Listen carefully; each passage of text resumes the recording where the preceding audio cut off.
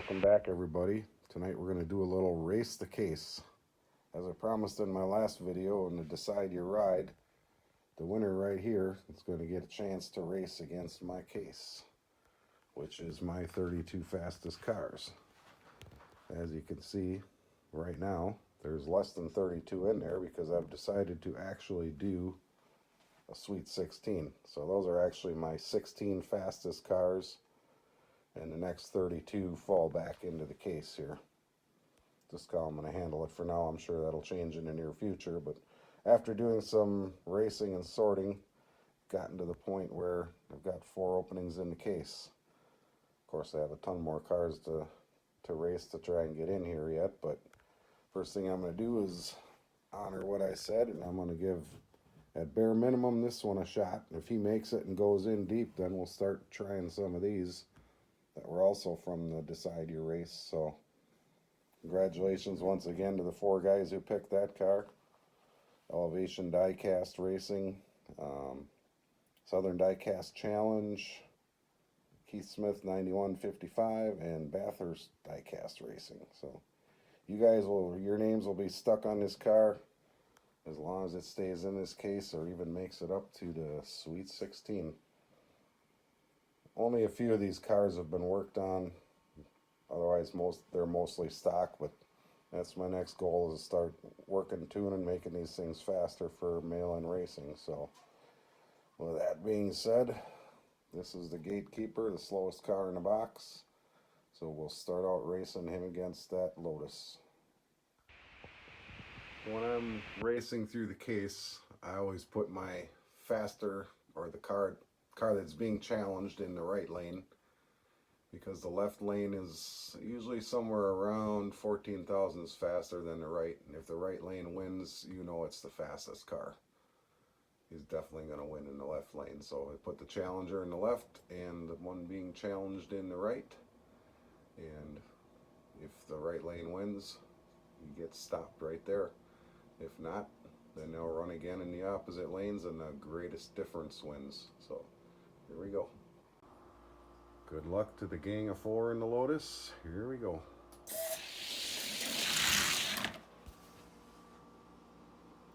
Here we go. Left-hand lane, the Lotus wins by 20 thousandths, 1864 to 1884. So I'm guessing he's probably going to win in the right lane and make the case. Lanes are swapped. Here we go with the rerun.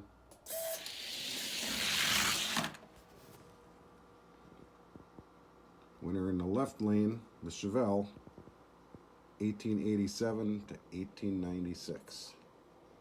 So it looks like 9 thousandths. So that makes the Lotus the winner. Needed to be 10 or better to win.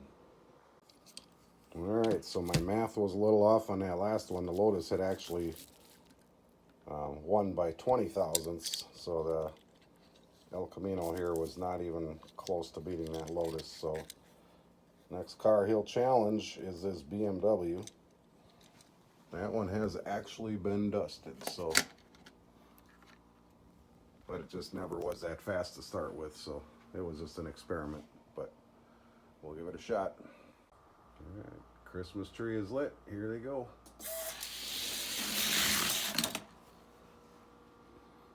And we have the BMW in the right lane, 1895 to 1899.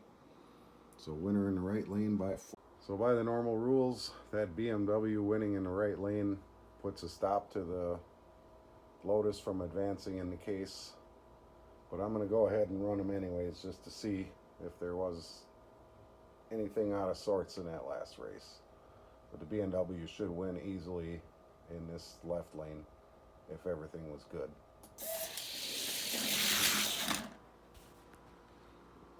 And that's what I was thinking. See, look at that.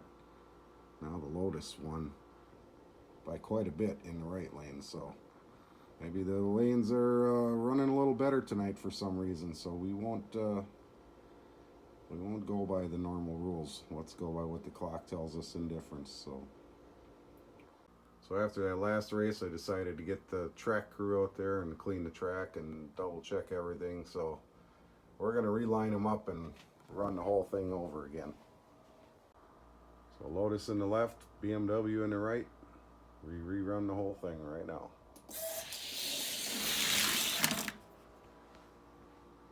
There we go. 1874 to a 1907. Lotus in the left.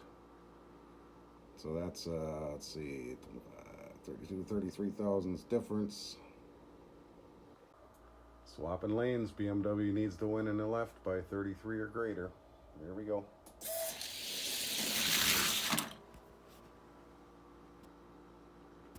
And the Lotus wins in the right, so that's a no-doubter.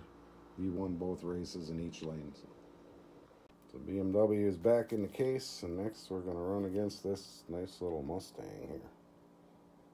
67 Shelby GT 500.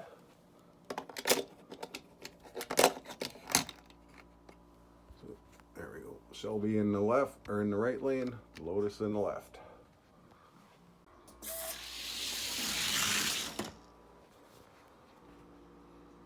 And the Lotus wins in the left, 1877 to 1883. Now we're getting closer. So that's only a 6 thousandths difference. So if that Mustang runs like it should probably win by about 10 in the left lane on the next race. So let's find out. There we go, lanes are swapped.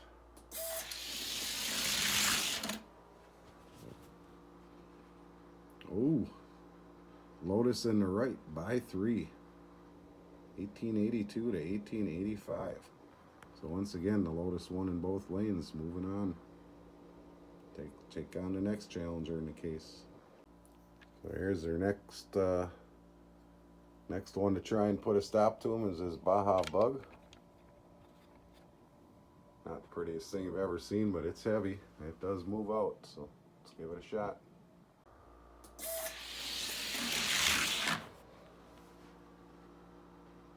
Lotus in the left, 1880 to 1882, 2 thousandths difference. Lanes are swapped. 2,000 to beat for the Volkswagen in the left. Here we go.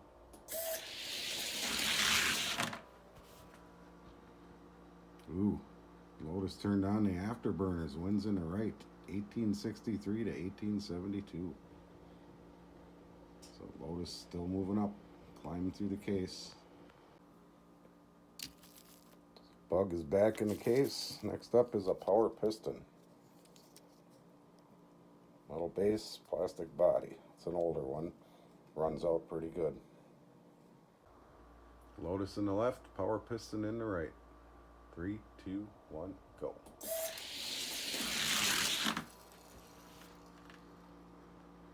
And we have the power piston in the right winning 1848 to 1851. Lotus needs to win greater than 3 in the right lane. Here we go.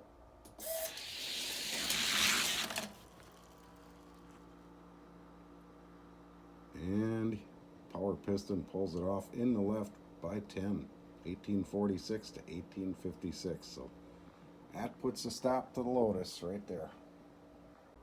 All right, so the case is rearranged. There's the Lotus's new spot in the case. And if you have keen eyes, you may have noticed this one, which we just raced off in the Mopars. I did this off camera, but that's where that one ended up in the box after winning the Mopar Challenge the other night in the Ripon race. So it's actually pretty fast too. The majority of these other cars are all cars out of my collection. Most of these are mid-90s cars. I always open my cars. So I have quite a few cases of open cars from the late 90s, early 2000s, and even a whole bunch going way back to my original Redlines as a child. But I'm finding these mid-late 90s cars to be pretty fast, so looking forward to dusting some of these and seeing how well they can really do. In the meantime, that's it for now. My battery's dying. It's time to get to bed, so we'll catch you next time.